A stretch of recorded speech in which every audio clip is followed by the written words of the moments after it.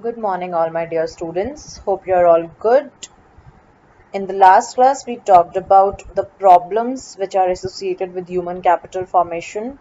Like we have lack of resources, then brain drain is one of those problems, then inefficiencies when people attain human capital, the country is not able to utilize the services, the stock in an adequate manner.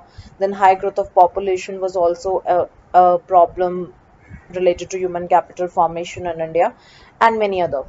Also, we discussed the difference between human capital and human development, how human development is a broader term as compared to human capital. Human development not only aims at increasing the productivity of the country, but the aim of human development is actually the welfare of human beings. For human development, human beings, their well-being is everything, but for human capital, the increase in productivity of the nation is everything. So these were the two topics we discussed in the last class, and this class we are going to take the topic further. We are going to talk about mainly the growth of educational sector in India. What is the need for government intervention in these two sectors, health and education? Let's take the topic. Okay, human capital formation in India, great prospects. This is quite general. We know that ours is a federal country where there is more than one level of government that rules the country. So we have central government, we have state governments.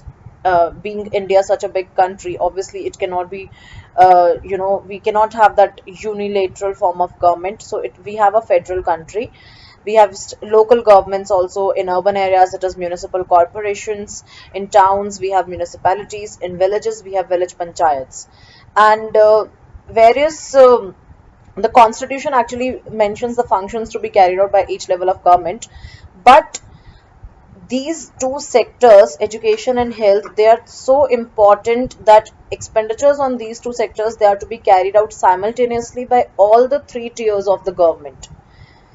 This is such subjects are actually, they are called concurrent subjects. We call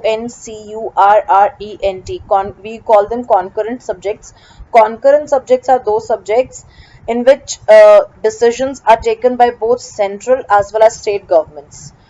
So if you see, we have educational ministers at the central level. We have Ministry of HRD. We don't have Ministry of Education. It is called Ministry of Human Resource Development. That's how we call the Ministry of Education, Human Resource Development, Ministry of HRD. So we have Ministry of HRD at the central level. Plus we have education ministers separately for all the states in the country.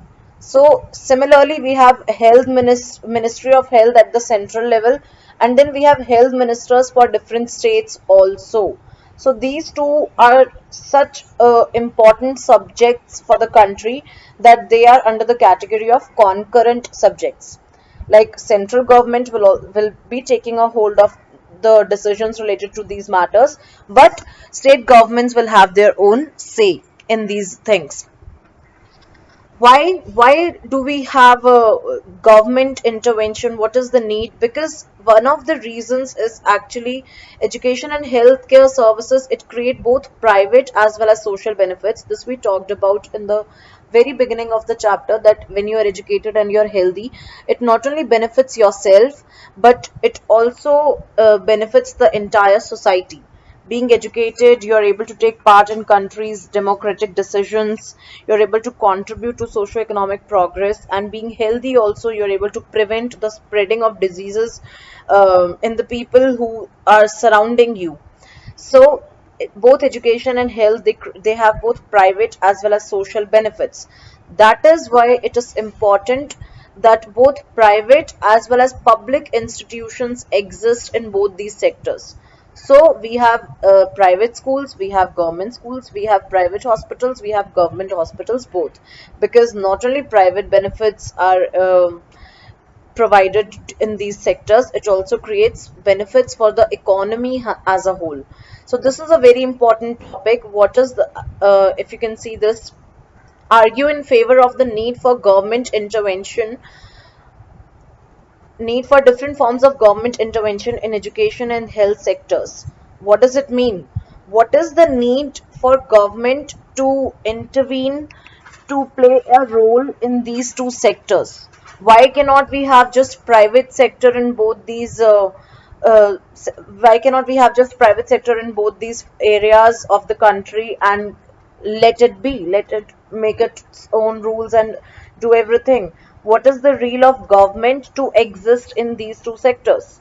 What is the need of involvement of the government in these two sectors? So this is an important question, important topic from the chapter, need for government intervention. Because first reason is this only, actually, because education and health, they have both private as well as social benefits, so obviously it is important for both private and public sector. Now we are actually going to talk about what is the need for government sector, not just the private sector. So it is important that government should play its role. Obviously we cannot set aside the government from education and health sectors, these two being the fundamental right for any citizen. Fundamental rights, basic education, basic health are the fundamental rights. Fundamental means basic and important, like out of which occurs everything. So these two being the fundamental right of every citizen, we cannot subside our government from these two sectors. Okay, let's take up reasons. What is the need for government intervention in these two sectors? It is very important that such expenditure on education and health provides positive results, and to ensure favorable benefits, government is important. Why? First reason, the expenditures on education and health, they make substantial long-term impact. This is important. These expenditures make substantial long-term impact, and you cannot easily reverse those impacts. For example, just pay attention. For example, if a child is admitted to a school or healthcare center, any hospital, any clinic, and required services are not provided in such institute, then substantial, that is a big amount of damage would have been done already before the decision is taken to shift the child to another institution. Okay, what does it mean? Let us suppose somebody's sick, and you we take it to some hospital. The person is suffering from diabetes, let us suppose, and we take it to some hospital, but the doctors there provide some wrong medicine, and it is some private hospital. They provide some wrong medicine, they are not aware. Due to their negligency, the patient's diabetes could not be cured, and now he's suffering from some other disease as well. He might be having some respiratory disease also. Now the person is hard of breathing also now, which was never there earlier. So before we take this decision of shifting this patient to a different hospital where the doctors and everybody is aware of the treatment of the disease, of the diagnosis and everything, already a huge amount of damage have been done to the patient's body, which we cannot reverse actually. Similarly, for schools, if we admit our child to some school where the base of the primary sector in the school, that is classes 1 to 5 and all, is very weak. It is not creative and all that. They are not taught in the right manner. And before you take the decision of shifting your child to some other school in class 6, already the sufficient damage has been done to child's education. Now his base, for all those 5 years, his base has actually been worsened. He could not improve it. All he will have to, obviously he will have to work hard to correct the past education which he was not provided good. But again, substantial damage had already been done. So that is why it is important that government intervene in these sectors, because government will not operate in these sectors from profit motive, unlike the private sector, but for welfare motive. So we can have faith if we are going to government hospital, or though in India it is more of private sector in both these sectors. whether it is education or health, it is more of private sector, in fact far more than government. But still we cannot deny the involvement of government. We cannot actually, object against the involvement of government in these two sectors. It is utmost important. Why? Because these sectors are the two most fundamental sectors for any country actually. Okay, so this is the first point, because the expenditures on education, it makes such substantial long-term impact which cannot be easily reversed. Second, individual consumers of these services, like like I and you people, all of us who are consuming these services, they do not have complete information about the quality of services and their cost. So it is important that government intervenes in these sectors, fixes some laws, fixes some policies, fixes some rules, that all these have to be there. Um, some basic infrastructure has to be there in all the schools, because consumers hardly have this information whether the school will be able to provide good education or not. They will only have to trust the school once their child is admitted. But government makes sure that every school must be equipped with certain basic infrastructure. Every hospital, every clinic must be having certain basic medicines, basic equipments to treat the patients and everything.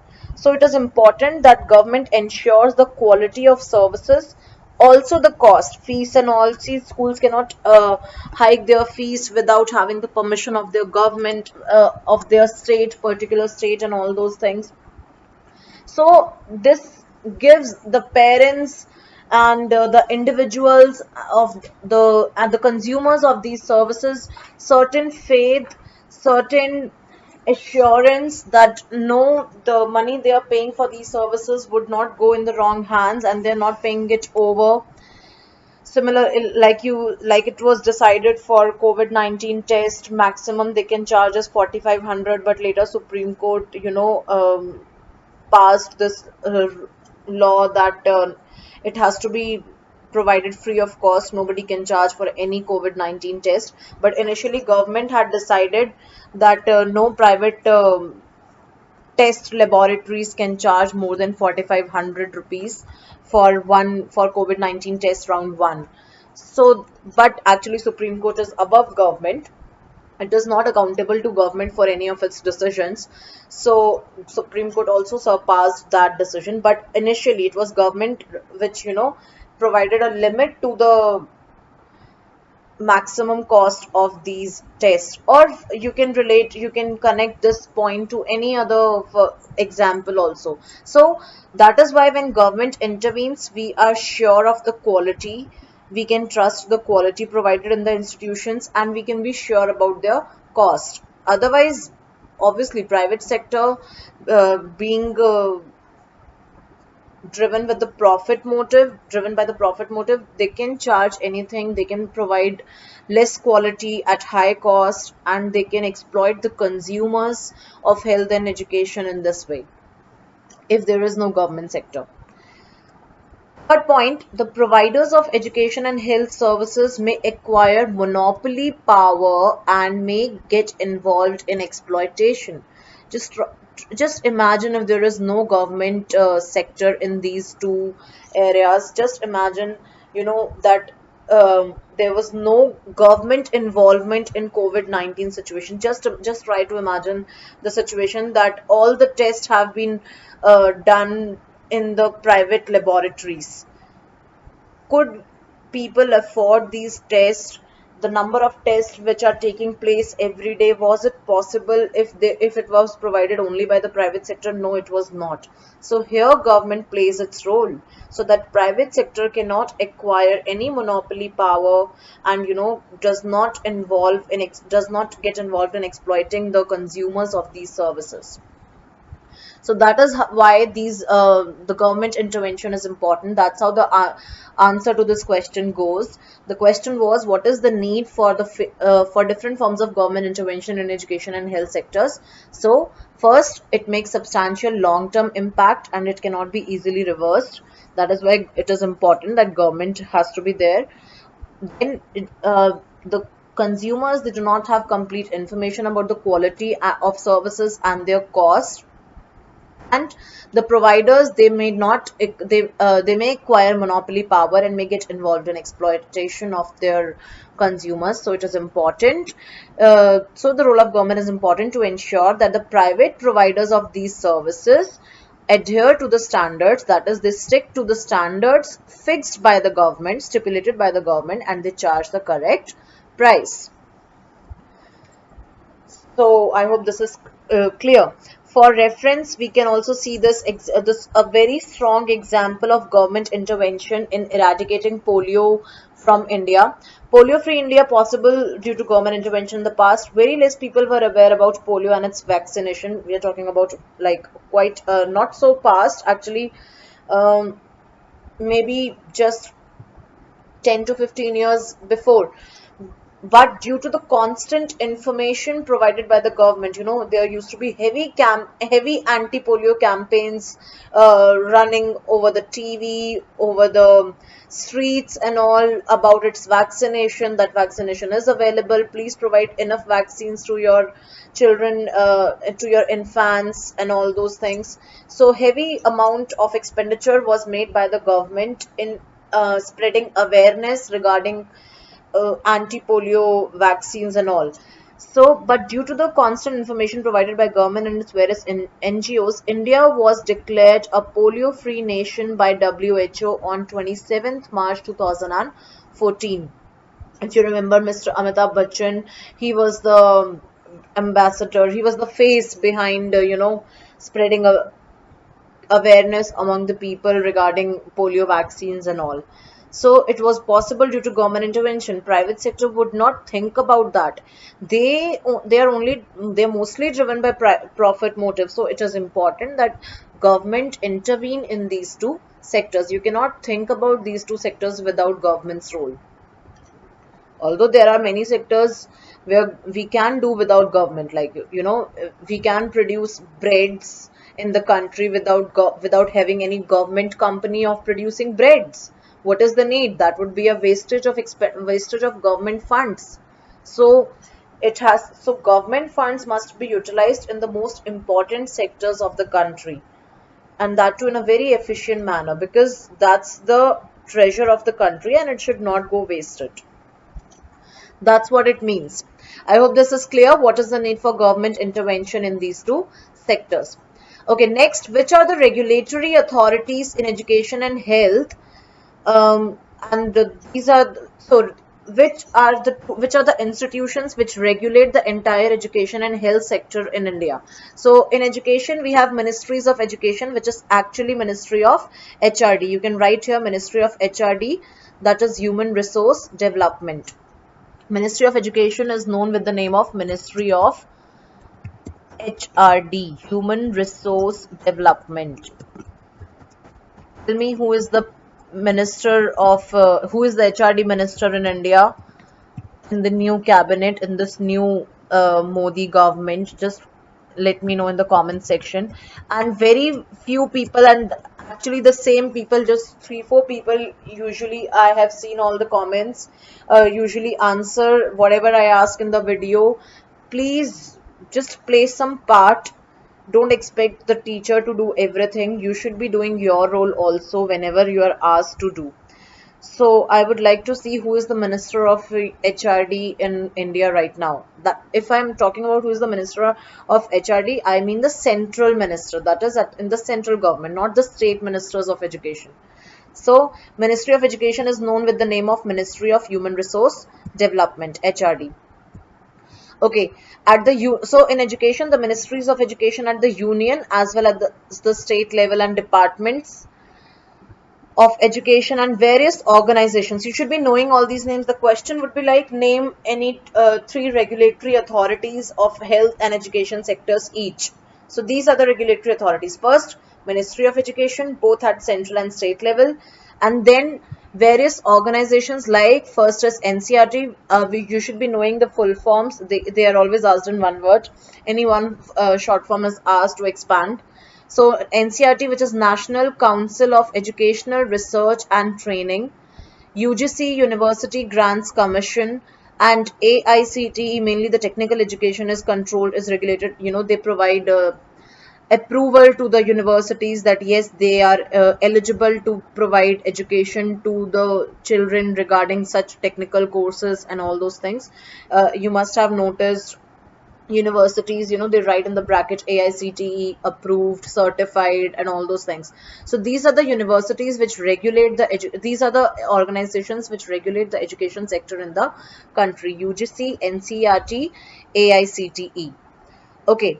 In health, the ministries of health at both central and state level. Union level is nothing but central level.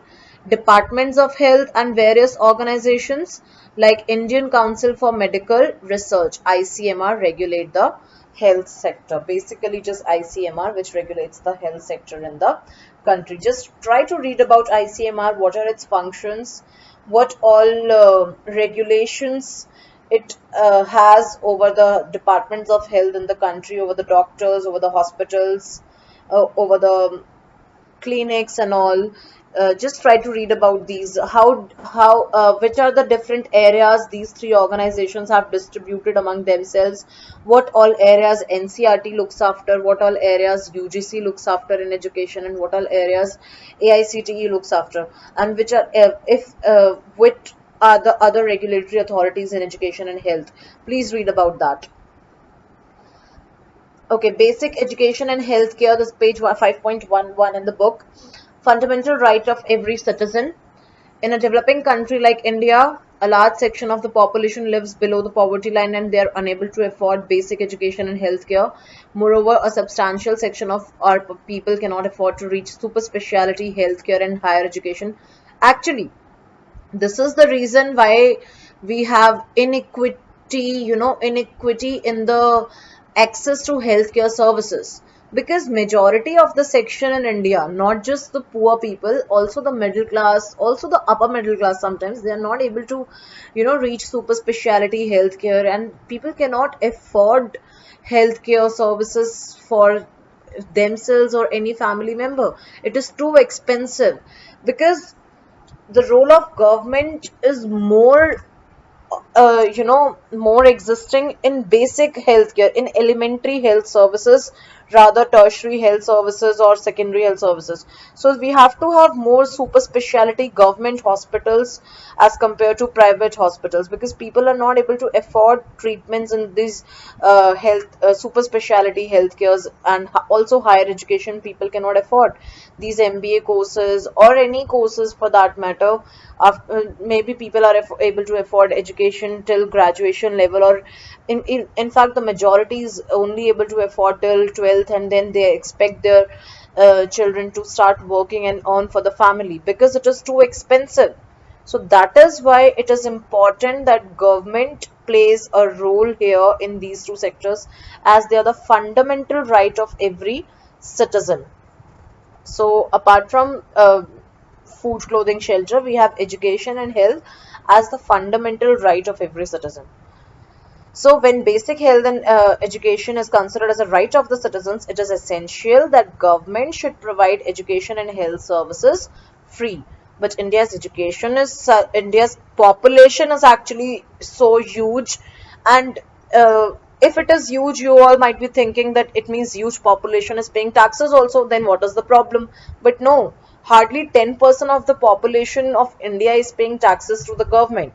So there is a limit to what a government can provide free services. Okay, so that is why there we are lagging as compared to other developed countries, where government provides all these education and health services for free to all its citizens, no matter at what level, whether it is higher education, whether it is super specialty healthcare or what. Government do provide. But here, due to have due to India having such a huge population in the world, also majority of the population, they avoid taxes. People escape from taxes, they don't show their exact income, and hardly 10% of the population is paying taxes. There is a limit to which government can provide such facilities for free. But again, we would say that it is essential that government should provide education and health services free of cost. And government is providing free of cost, but only at the basic level, that is up to 8th class. And primary health services, these mohalla clinics in Delhi and all, they are providing free services to the Delhi Heights and all. Health services free of cost for the deserving citizens, and those especially from those from the socially oppressed classes.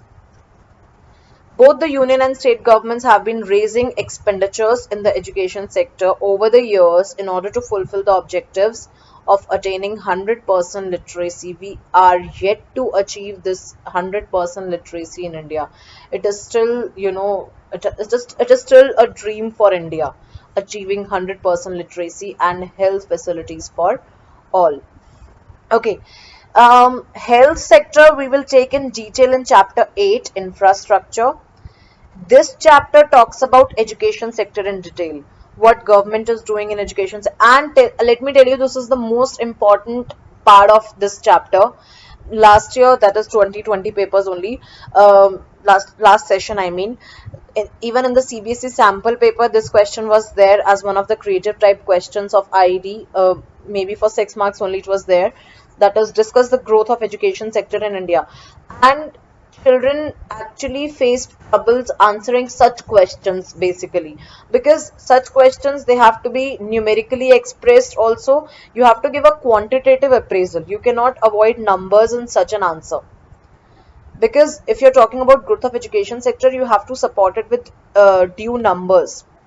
So this chapter is restricted to education sector. Now we are actually going to talk about growth of education sector in India, what all expenditures government is making, in which areas it is making, what levels of literacy we have achieved over the years, and all those things we are going to compare. Educational achievements indicators we are going to see in this section 5.9, educational sector in India.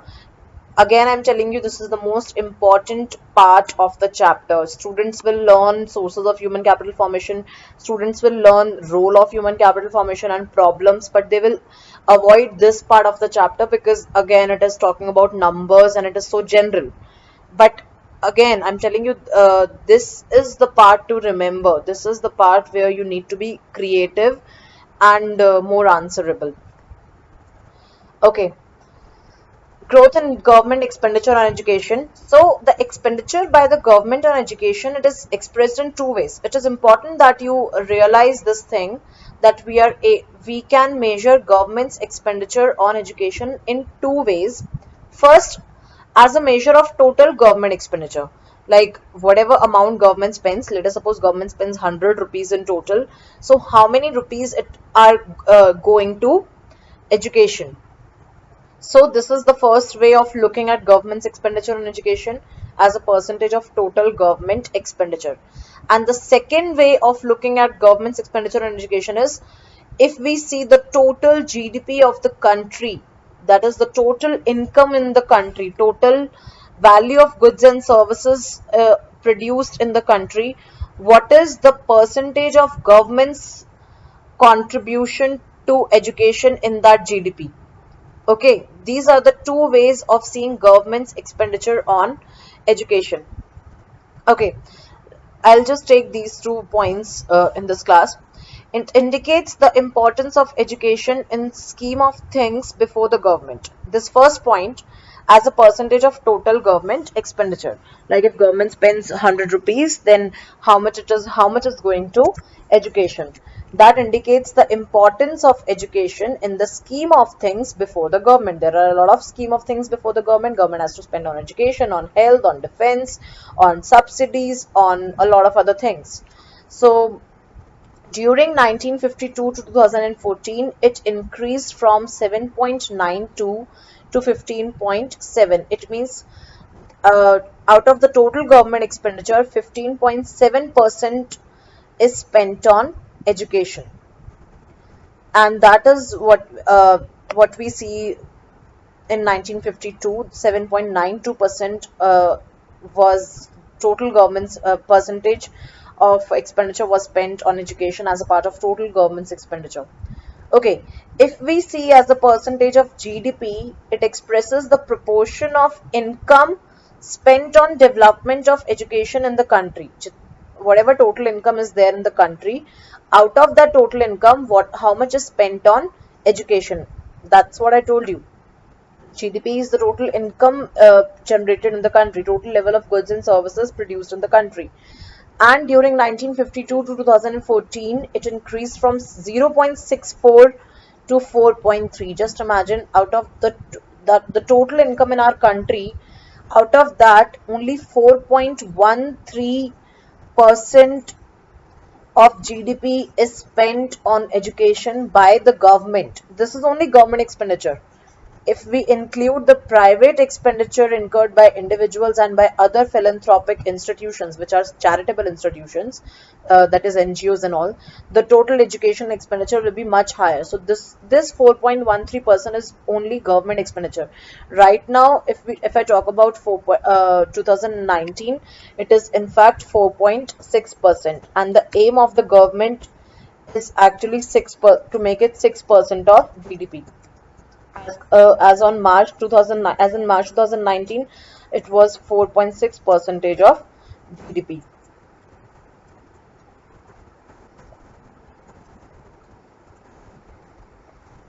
Yeah.